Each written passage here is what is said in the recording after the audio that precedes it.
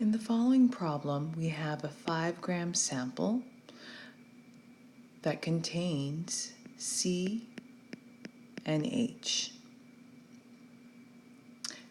The molar mass is 125 grams per mole, and we want to calculate what the molecular formula is.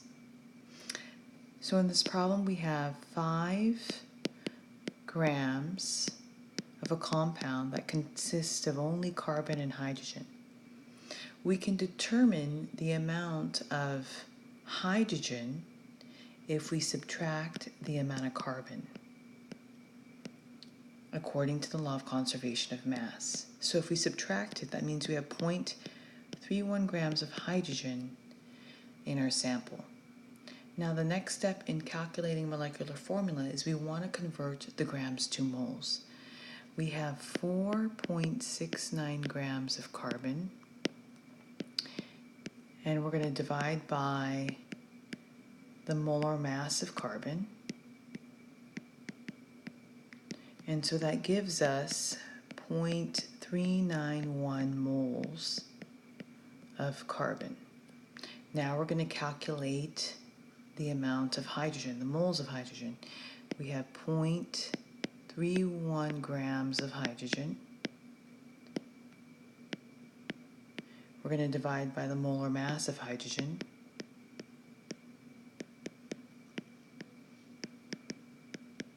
So this gives us 0.31 moles of hydrogen. To determine the empirical formula, we're going to divide by the smallest number of moles.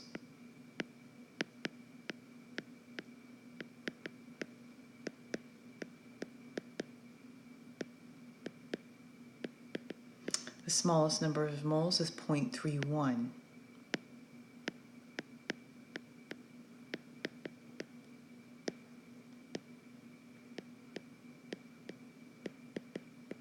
When we divide by the smallest numbers of moles, we get C 1.26, H 1.00.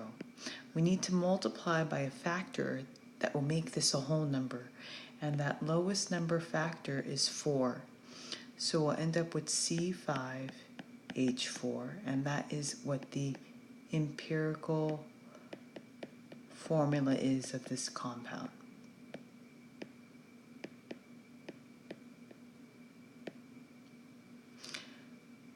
If we calculate the empirical formula mass, you have 5 times 12.01 grams per mole plus 4 times 1.008 grams per mole.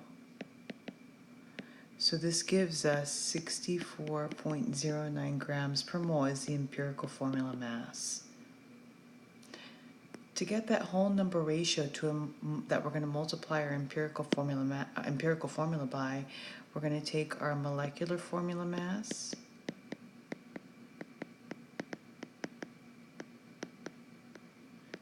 and we're going to divide it by the empirical formula mass.